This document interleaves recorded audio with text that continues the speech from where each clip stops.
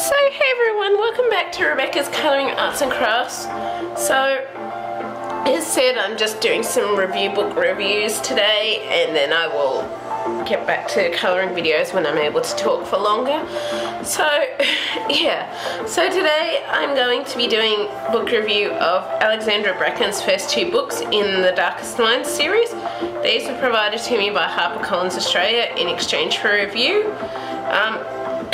These are the two versions that were released before the movie came out, and they've both got exclusive stories. So we've got an exclusive story on Liam and an exclusive story on Vidya.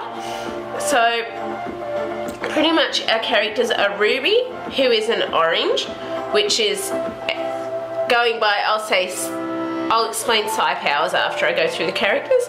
Liam, who's a blue, Chubbs is a blue, Vidya is a blue, Jude is a yellow, Zoo, I'm just going to say, Kimura is a yellow, and then there's Clancy, who is an orange as well, and let's just say he's more the bad guy than the good guy. And then we've also got characters like President Grey and the Children's League and just different organisations. I can't think of the name of all of them right now, but basically these different organisations, the Grey administration is basically the current president who basically just wants to keep power and stay in power. The Children's League is someone who's trying to get children's rights back basically, and also wrest power from Grey and make him have to basically admit that he's been doing the wrong thing by these kids and these parents and get him out of power. Then there's a third party which I can't remember right now. Some of the characters do die. I know for sure one character does die in the second book in Never Fade. So the first book is Darkest Minds, second is Never Fade, third is In the Afterlight, and then we've also got a series of short stories Through the Dark, and then also The Darkest Legacy, which is book 5.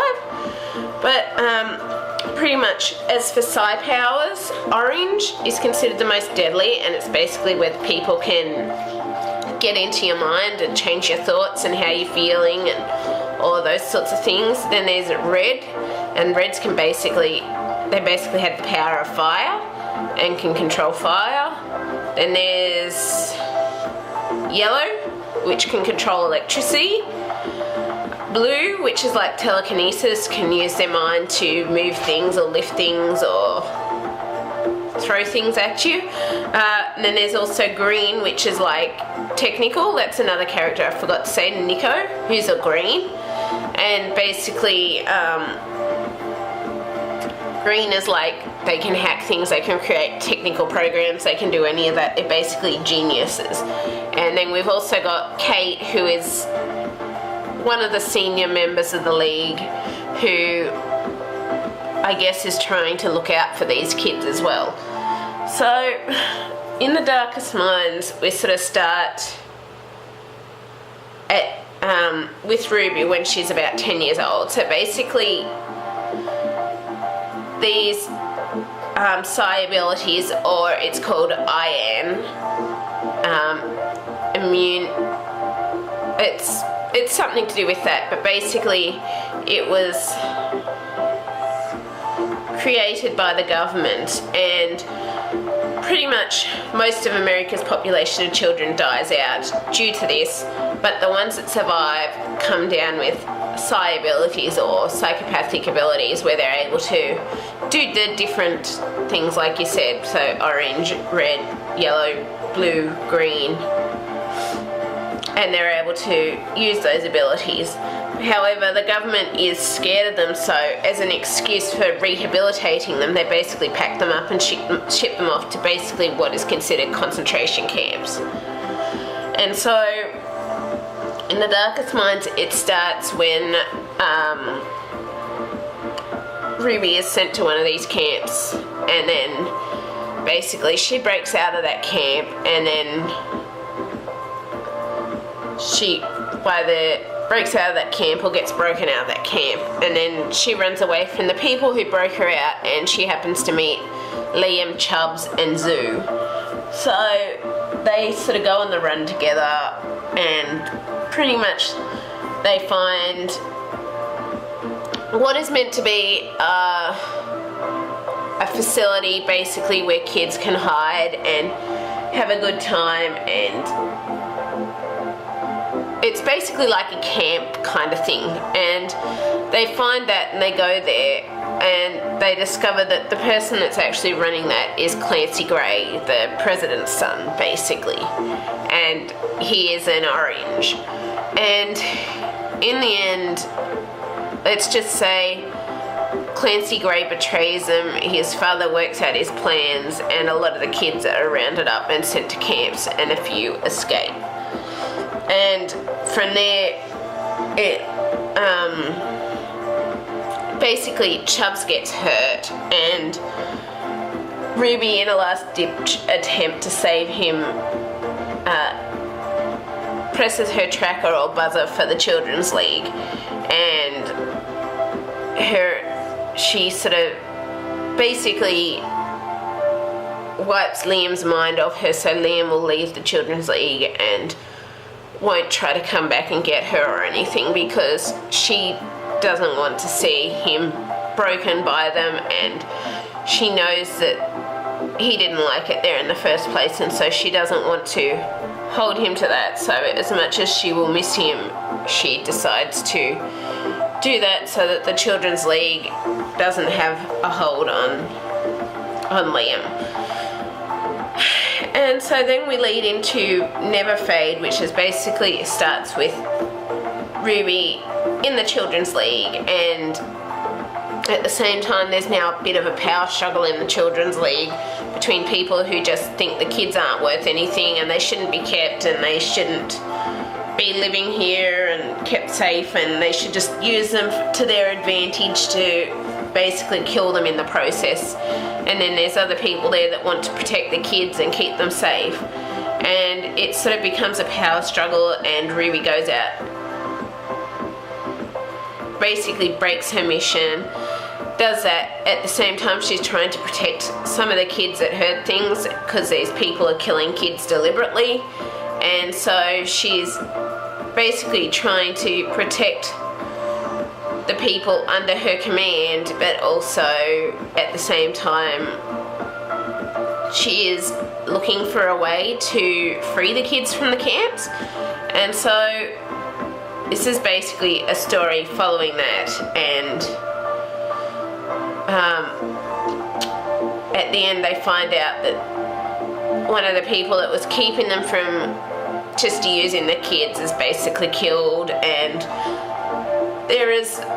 it's basically how Liam reacts when he finds out what Ruby did, but also meeting her again. She sees Chubbs again, so we get to see Chubbs in the story, and then we also get to see how her relationship blossoms and grows with a few of these people under her command in the Children's League, and how the Children's League changes her as well, and how she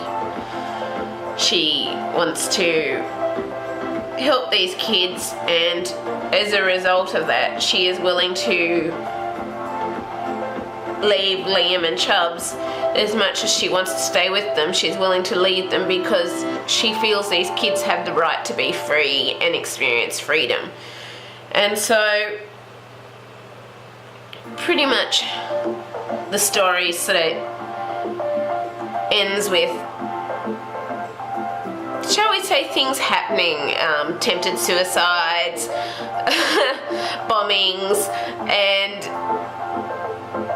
a character dying, pretty much. And that's where I've finished it so far. As for the exclusive stories, a story about Liam is basically before he met Ruby, and when he first sort of got his powers, his relationship with his mum and stepdad Harry, and his bit of his relationship with his brother, and how he ends up sort of I guess, running out in the Children's League, so it basically explains more of his backstory and why he feels the way he does. And then in the Never Fade, we've actually got the story of Vidya and how she came to be in the Children's League, and I guess how her sister basically ditched her and reported her to the PSFs because her sister just wanted to be in this community with this person who obviously was a no good person and just somebody that Vidya could see that was no good, but his sister wasn't strong enough to be able to survive on her own, and so she basically ditched her sister in an effort to be part of this community. And it basically leads up to how Kate saves her, who is basically like the person they report to. She's basically the overall person responsible for Vidya, Jude, Nico and Ruby. And so yeah, it's actually, I'm really loving how these series are coming to, how the books are coming together and the stories. I can't wait to get to In the Afterlight, which is the third book, and then to the short stories of Through the Dark, which is short stories based on these. I'm hoping I'll get to learn more about Chubbs and Ruby and just more about characters. Hoping maybe there might be a bit more of a story about Kate in the Through the Dark, but I don't know because I haven't read them yet or looked at them because I don't want to spoil myself. But yeah, overall I would really highly recommend reading this series. I'm really enjoying it, and I really like the dystopian type feel to it because it almost seems like this is something that could happen in real life if